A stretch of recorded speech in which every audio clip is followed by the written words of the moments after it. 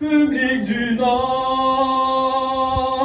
tenez les lettres d'or, faites passer le flambeau, soyez toujours plus haut. Marchons, marchons, marchons unis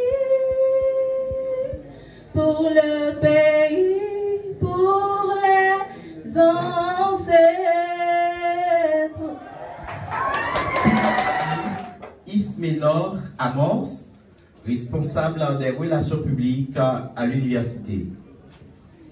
Nous voulons enchaîner pour vous présenter, mesdames, messieurs, Monsieur Jean-Luc Fénélus, président de la commission provisoire de gestion et doyen de la faculté des sciences administratives, économiques et de gouvernance locale. Merci.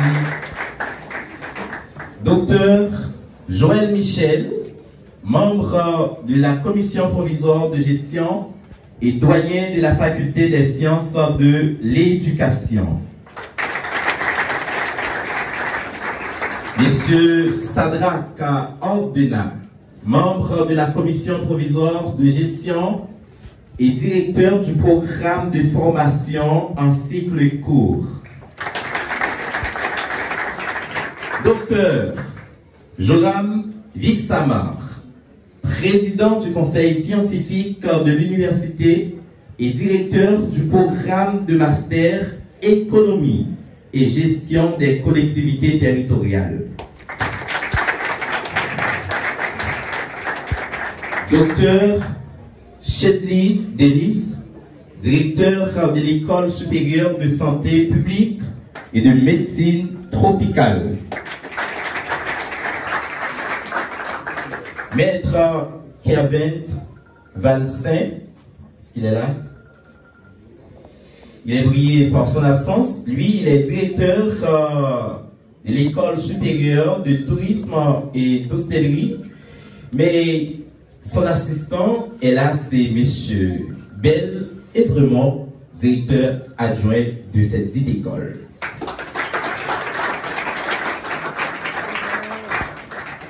Maître Lisson Renelus, directeur administratif.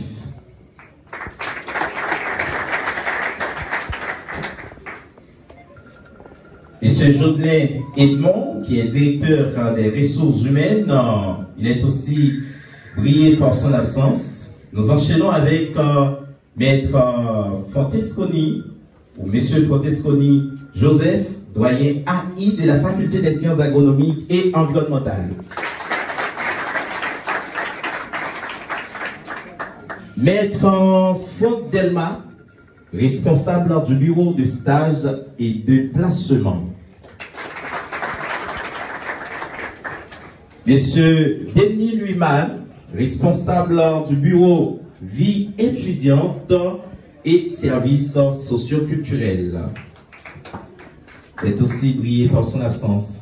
Nous enchaînons avec Maître Jude Giffard, responsable logistique de l'université.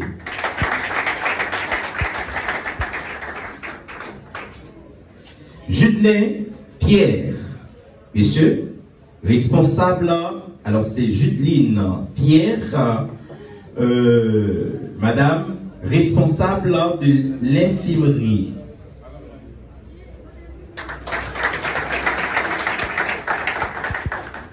Madame Hermide Gabriel, chef de service à l'UPNCH.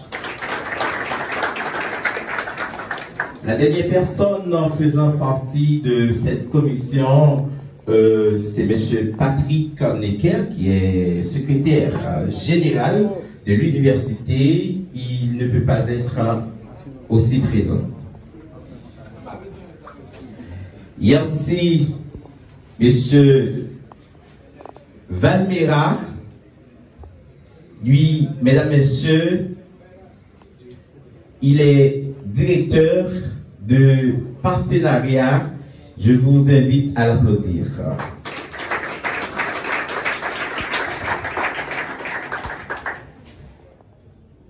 Nous aurons donc pour devoir de mettre en commun tout ce que nous avons comme acquis pour faire de l'UPNCH un centre de bouillonnement et de créativité des idées scientifiques au service de la communauté universitaire en particulier et du pays en général. Aujourd'hui, la question de recherche représente le problème majeur de nos centres universitaires.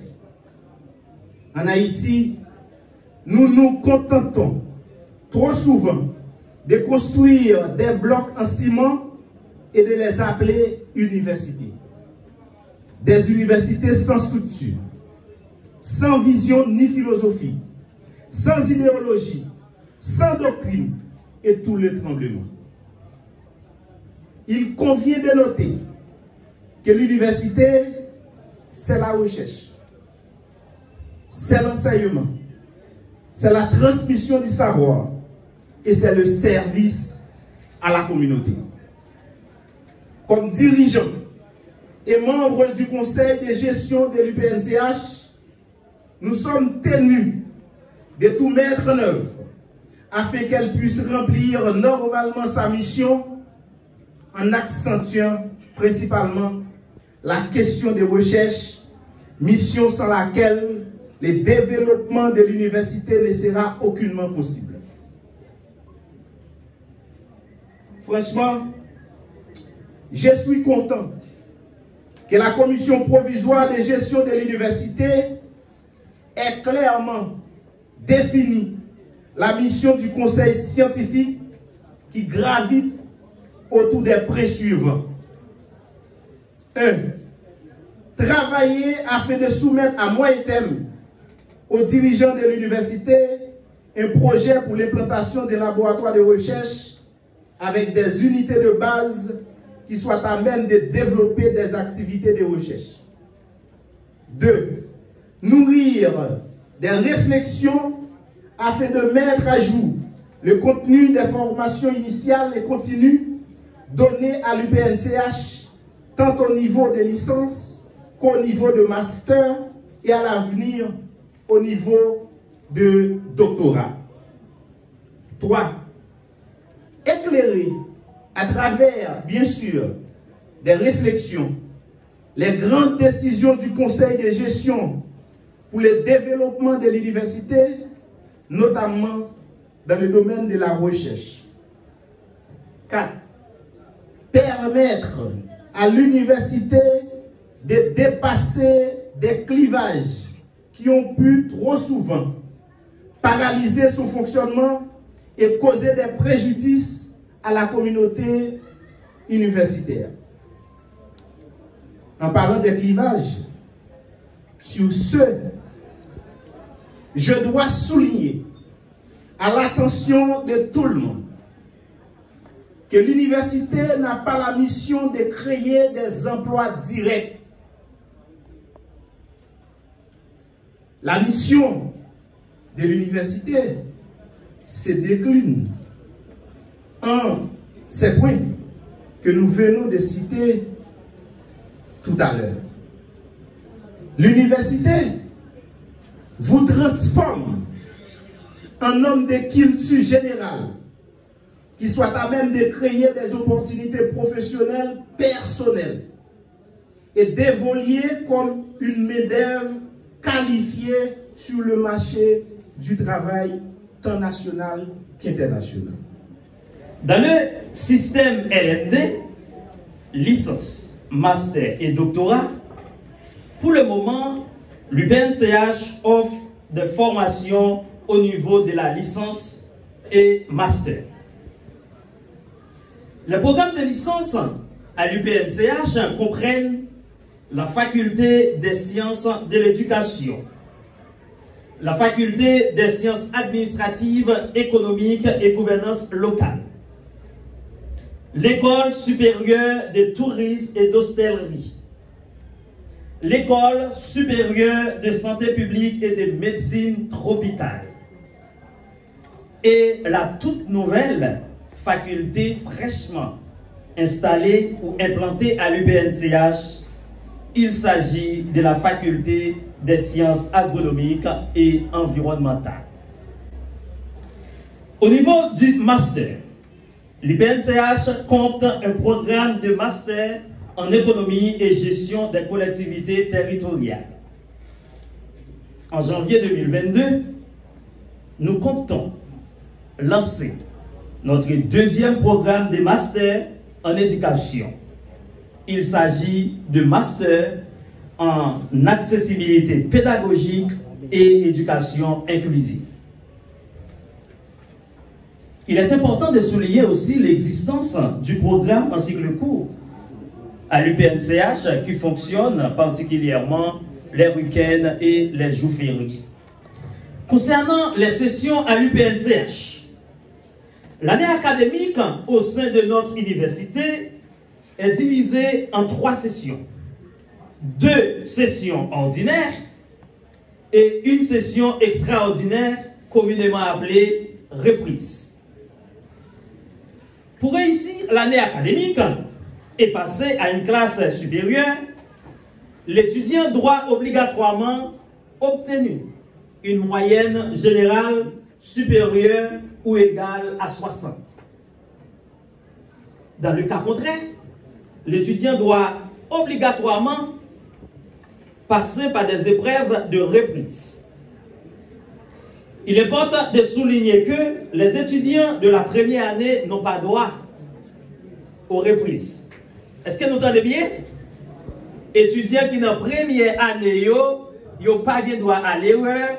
Directement, ils doivent obligatoirement faire moyenne 60 pour capable passer en deuxième année. Nécessairement. Par ailleurs, je dois parler un petit peu concernant la vie étudiante. Si un étudiant doit faire, par exemple, une demande d'exonération pour un problème économique quelconque, l'étudiant doit voir directement le responsable de la vie, du bureau de la vie étudiante, et le bureau de la vie étudiante va en quelque sorte soumettre le dossier à la commission de gestion de l'université pour les suites nécessaires. Enfin, pour terminer mon intervention, au nom de la commission de gestion provisoire de gestion de l'université publique du Nord au Cap-Haïtien et en ma qualité de doyen de la faculté des sciences de l'éducation et membre du conseil scientifique de l'université publique du Nord au Cap-Haïtien, je vous souhaite bonne rentrée 2021-2022. Merci. En quoi, Montesquieu, il ne peut exister de société sans loi, ni non plus de loi sans société. Ainsi, on ne pourrait avoir une université comme UPNCH, Université publique du Nord au Cap-Haïtien, sans des règlements, sans des lois, des principes régissant la vie des personnes qui fréquentent la dite institution. En ce sens, chères étudiantes et étudiants, je vais, en qualité de juriste et membre de la commission provisoire de gestion de l'UPNCH, vous mettre au courant de l'existence d'un règlement intérieur à cette institution qui fixe les devoirs et les droits de chacun. En fait, ce règlement intérieur est disponible à la bibliothèque de l'université et vous en aurez tous accès. D'accord? Mais, comme a dit le principe juridique, nul n'est censé ignorer la loi. Donc, afin que personne n'en prétexte ignorance, je vais vous lire quelques articles qui vous concernent directement en qualité d'étudiante et d'étudiant. Alors, les articles que je vais vous lire, c'est dans la version corrigée et augmentée en 2018. Il y avait une première version en 2013. Eh bien, avec l'évolution du temps, la technologie, on a révisé cette version. Et il y a une nouvelle version, mais cette nouvelle version pourra, au moment opportun, faire objet de correction, de révision et d'augmentation. Donc, ça va dépendre des besoins du moment. Alors, je vous invite à écouter attentivement les quelques articles que je vais vous lire. Nous sommes au chapitre 8 de la discipline générale Agir vers zéro délinquance. Ça, c'est le titre du chapitre. Article 83. Nul étudiant n'est censé ignorer le règlement intérieur de l'université. La carte d'étudiant est un document personnel. Il faut en prendre grand soin. Elle doit être présentée à la demande des services de contrôle universitaire. Les étudiantes et étudiants doivent respecter les règles élémentaires de tenue et de comportement sous peine de sanction. Les étudiantes et étudiants doivent s'en tenir aux strictes règles des activités pédagogiques. Il est formellement interdit de fumer, de manger dans les salles de cours, les laboratoires et les couloirs. Il est formellement interdit aux étudiantes et étudiants d'introduire une personne étrangère à l'université. Il est formellement interdit aux étudiantes et étudiants de faire sortir sans autorisation explicite ni décharge un bien de l'université. Il est formellement interdit aux étudiantes et étudiants de se rendre dans les différents services de l'administration en dehors des heures et des jours de réception. Les étudiantes et étudiants doivent respecter les consignes d'hygiène générale et individuelle. Les étudiantes et étudiants doivent faire preuve de courtoisie et de tolérance avec l'ensemble de la confrérie universitaire. Les étudiantes et étudiants doivent impérativement éteindre leur téléphone portable durant les cours.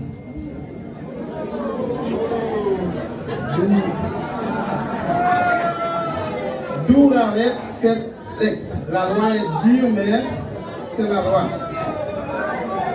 Les étudiantes et étudiants doivent impérativement éteindre leur téléphone portable durant les cours. Il est formellement interdit aux étudiantes et étudiants d'écrire sur leurs murs, de casser et d'abîmer les biens de l'université. Chapitre 9 du Conseil de discipline. Dans ce chapitre, il est question de décret d'infraction. Donc ici, dans ce document de règlement intérieur, les infractions sont classées en 3 niveaux. Il y a des infractions de premier degré, des infractions de second et deuxième degré, des infractions de troisième degré. Alors pour les infractions de premier degré, il y a tentative de fraude à l'examen. Au moment d'examen, d'accord, alors en droit on dit l'intention vaut l'action. Donc si vous faites une tentative, d'accord, de fraude, eh bien là, il y a une sanction qui vous est réservée. Écart verbal ou gestuel envers l'ensemble du personnel universitaire. Fraude attestée et reconnue dans les examens. Refus d'obtempérer à des directives émanant du personnel universitaire. Demande non fondée de double correction. Alors là, ce sont des infractions de premier degré. Alors n'oubliez pas, pour chaque infraction, il y a une peine qui est réservée. Il y a des infractions de deuxième degré, d'accord? Les infractions de deuxième degré sont les suivantes. Récidive des infractions du premier degré. Donc si vous avez commis une erreur, vous répétez cette même erreur plusieurs fois. Donc là, c'est un cas de récidive. Dans ce cas, cette infraction est classée parmi les infractions de deuxième degré. Écart, fraude préméditée établie à l'examen. Entrave à la bonne marche de l'université. Violence, menaces et voies de fait de toute nature, désordre organisé et autres sont considérés comme des infractions de deuxième degré. Donc la liste est longue, donc je vous fais grâce de tous les énumérer. Heureusement, le document vous sera disponible à la bibliothèque. Chaque année, à pareille époque, les étudiants sont là, le recteur ou le président de la commission en poste doit souhaiter la plus cordiale bienvenue aux nouveaux entrants. Cette année encore, cette situation s'impose. Depuis l'année 2011, celle où j'ai eu la chance d'entrer à l'UPNCH comme professeur, j'assiste à un ensemble de directeurs ou le président de commission, ce n'est pas des moindres, le docteur Joël Michel, qui souhaite la plus cordiale bienvenue aux nouveaux entrants, aux étudiants nouvellement arrivés. Et cette année, la nature le veut, et c'est moi, Jean-Luc Fénélus, le doyen de la faculté des sciences administratives, économie et gouvernance locale. C'est moi. Je prends la parole pour souhaiter la plus cordiale bienvenue aux nouveaux entrants, aux étudiants nouvellement arrivés. Nous avons un ensemble de chantiers que nous devons engager à l'université, pour l'université. Ici, quand nous parlons de chantiers, nous parlons de diverses activités qui devront être prises en compte dans le temps. Par exemple, nous avons un master à mettre en place au niveau de l'éducation et Dr Joël Michel, qui est à la fois membre de la commission et doyen de la faculté de l'éducation. Il a été en France en 2 occasions pour entreprendre des démarches dans la perspective de mettre en place ce master. C'est un master qui concerne des personnes à mobilité réduite, si je peux m'exprimer ainsi. Donc, il est en train de travailler sur ce master et bientôt, les étudiants en éducation, eh bien, vous allez avoir ce master non seulement pour les étudiants d'ici, mais pour les autres étudiants, les autres personnes ailleurs qui aimeraient participer à ce master. Vous n'êtes pas sans savoir que nous avons un master ici, c'est en économie et gestion des collectivités territoriales, donc le docteur Joam Dixama est le directeur. Donc c'est un master qui a pris naissance au sein de l'université, mais particulièrement, c'est le fils de la faculté des sciences administratives, économie et gouvernance locale, qui était dans le temps la faculté des sciences administratives et gouvernance locale. Dans cette même veine, le 29 et 30 novembre prochain, nous allons avoir un atelier international sur le transfert des innovations pédagogiques en sciences de gestion que nous allons réaliser. Je vais le faire. Bien. Nous allons avoir le 29 et 30 novembre un atelier international sur le transfert des innovations pédagogiques en sciences de gestion. Et même quand nous disons international, ça va se faire ici, car nous allons avoir un programme à la fois en présentiel et en distanciel. Donc, AUF va financer cette activité via la CIDGF. CIDGF, c'est une organisation internationale qui avait travaillé avec l'université dans le temps pour mettre en place le master que nous avons là. Et c'est après une première étude avec AUF via la CIDGF que Dr Joam avait travaillé ce dossier et grâce à son habileté, on a pu arriver à instituer le master. Donc, dans cette même ligne, AUF va continuer avec nous et la CIDGF à son côté, et bien nous allons réaliser cet atelier.